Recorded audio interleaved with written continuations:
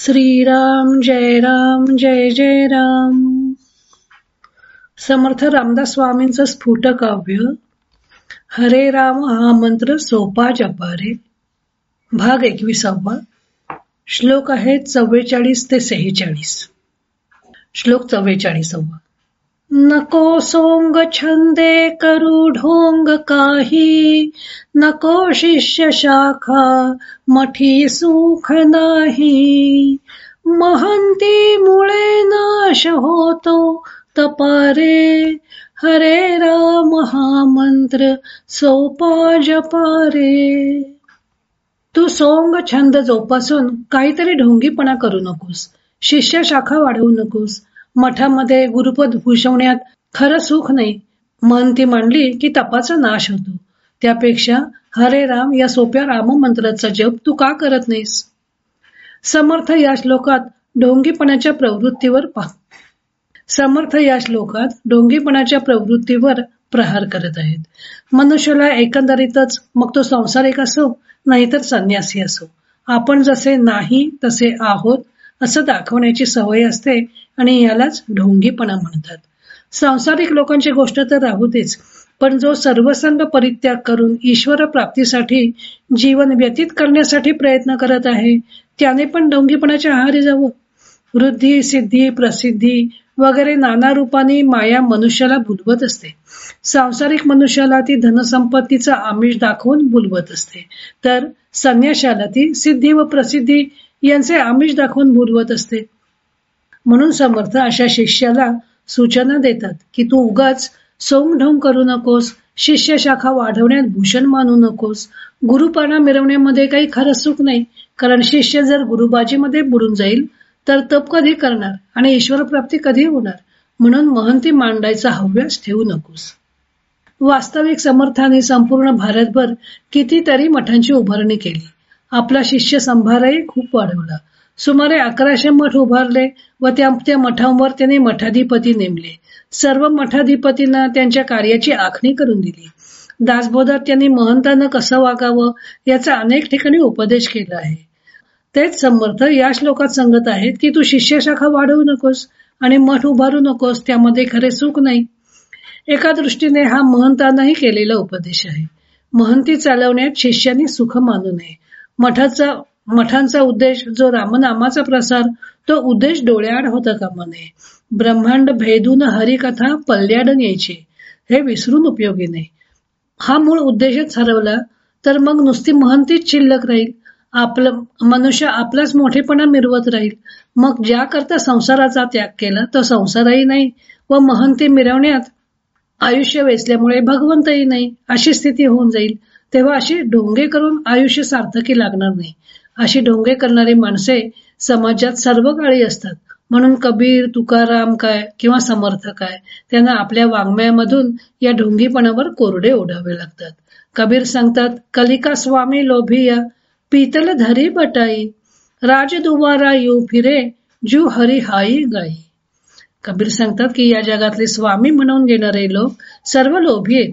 ते बाहेरून विरक्तीचा आव आणतात व त्यांचे अंतःकरण मात्र लोभाने व्याप्त झालेले असते. पितळेच्या भांड्याला आंबट चिंच लावली की ते थोड्या वेळापुरते उजळते. पाखंडी लोक सुद्धा क्षणभरासाठी विरक्त होतात. गाईला वारंवार अडवले तरी हिरवळीच्या लोभामुळे ती हिरवळीकडेच जाते.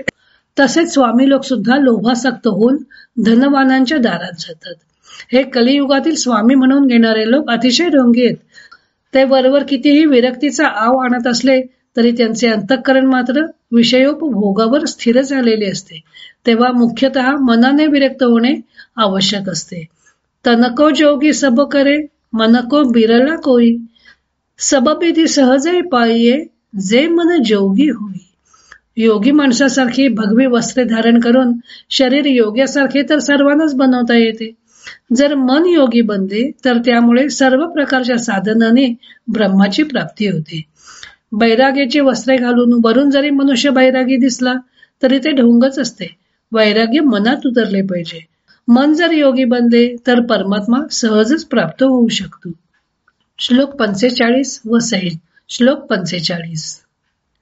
नको चावटी वौगी या जनांसी, हरी चिंतनी ध्यास लावी मनासी. अमोली कहा काळ जातो वृथा रे, हरे राम हा मंत्र सोपा जपा रे. अर्थ आहे, तू मनामध्ये हरिचिंतनाचा ध्यास घे. लोकांमध्ये वायफळ गोष्टी करण्यात वेळ घालवू नकोस. हा अमूल्य काळ फुकट जात आहे. त्यापेक्षा हरे राम या सोप्या मंत्राचा जप तू का करत नाहीस? श्लोक 46. महाघोर हा थोर संसार मोठा, कळे संत संगे समूळीच खोटा. कळे भुक्ती मुक्ती विरक्तीच गारे, हरे राम हा मंत्र सोपा जपा रे. हा संसार अतिशय घोर दुःखदायक आहे. संतांच्या संगतीत तो मुळापासूनच खोटा आहे हे कळून येते. या संतांच्या संगतीतच तुला भुक्ती मुक्ती व विरक्ती म्हणजे काय ते कळून येईल. तेव्हा हरे राम या सोप्या मंत्राचा जप तू कर. समर्थ या श्लोकामध्ये मनुष्याला इशारा देत आहेत की तू वायफळ गोष्टी बोलण्यात वेळ घालवू नको. आपण किती वायफळ गोष्टी करण्यात वेळ घालवत असतो ते आपणच आपल्या दिवसाचा हिशेब पाहिला तर लक्षात येईल. चकाट्या पिटणे हा मनुष्याचा आवडता उद्योग आहे. या चकाट्यांची व्याप्ती खूप मोठी आहे. घरातले नातेवाईक ते सारा मानव समाज, राजकारण अशी कोणतीच गोष्ट त्या चकाट्यांच्या विळख्यातून सुटत नाही. त्या व्यतिरिक्त चित्रपट, टीव्ही यामधून तर तो बाहेरच येत नाही. एक वेळ चित्रपट परवडला, 3 तास सिनेमा पाहण्यात जातील, पण टीव्ही तो तर 24 तास रतीब घालतच असतो. तेव्हा आपण किती टीव्ही पाहावा याला आपणच मर्यादा लावून दिली पाहिजे. पुन्हा याचा आवेश असा असतो की मला सारे कळते. यातून विधायक तर काहीच निष्पन्न होतच नाही. वेळ मात्र झपाट्याने निघून जातो. काळाचा वेग, काळाची पावलं व काळाचं महत्व मनुष्य समजूनच घेत नाही. होता होता आयुष्य संपून जायची वेळ येते, तरी संसारात गुंतलेला जीव काही आपली दृष्टी ईश्वर चरणांकडे वळवत नाही. वास्तविक हाच वेळ जर हरिचिंतनात घालवला असता तर याच जन्मात मुक्ती मिळाली असती. पुन्हा पुन्हा जन्म मृत्यूच्या फेऱ्यात अडकावं लागलं नसतं. पण मनुष्याला शहाणपण लवकर येत नाही. येते तेव्हा हातातली वेळ निघून गेलेली असते. हीच गोष्ट सर्वच संत सांगत असतात. कबीर म्हणतात, काल सिंहाने येऊ खडा, जागी पियारो म्यंत, राम सने ही बाहिरा, तू क्यों सोवे निश्चंत. तुझ्या पलंगावर उशाशी काळ उभा आहे. हे प्रिय मित्रा, तू जागा हो.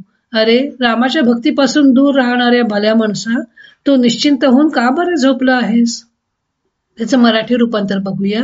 मित्रा तू जागा हो लवकर, यमदेव तुझ्या उशाशी, राम भक्ती कर मनापासून, जप तू श्वासोच्छ्वासी. कबीर पुढे सांगतात, कबीर पलकी सुधी नाही, करे काल्ही का साज, काल अचंता झडपसी, जू तीतर का बाज. कबीर म्हणतात की आम्हाला चालू पळाची सुद्धा माहिती नाही आणि तू उद्यासाठी सजावट करून बसलायस. ज्याच्याविषयी आपण कधी विचारही केला नाही त्याच्यावर काळ एखाद्या ससाण्याने कवड्या पक्षावर झेप घ्यावी तसा झडप घालेल. उद्यासाठी तू सजून बसाला खात्री नाही क्षणाची, कुणास माहित झडप कधी ती पडेल ससाण्याची. मनोरथांचे इमले रचून त्यामध्ये गुंग होऊन स्वप्ने पाहणाऱ्या मनुष्याला सर्वच संत जागे करत असतात. पण झोपलेल्याला जाग करता येतं. झोपेचं सोंग घेतलेल्याला जाग कसं काय करणार? तरीही संत त्याला जागे करण्याचे सोडत नाहीत, कारण विश्वाचे आर्तच त्यांच्या मनी प्रकट झालेले असतात. सर्व जीवांना ज्ञान करून देण्याचा त्यांचा प्रयत्न असतो. समर्थ म्हणूनच पुन्हा पुन्हा काळाची महती सांगत आहेत आणि राममंत्राचा जप करण्याचा उपाय सांगत आहेत. आता राहिलेले श्लोक आपण पुढच्या भागात बघूया. आज इथंच थांबूया. हरिओम तत्सत.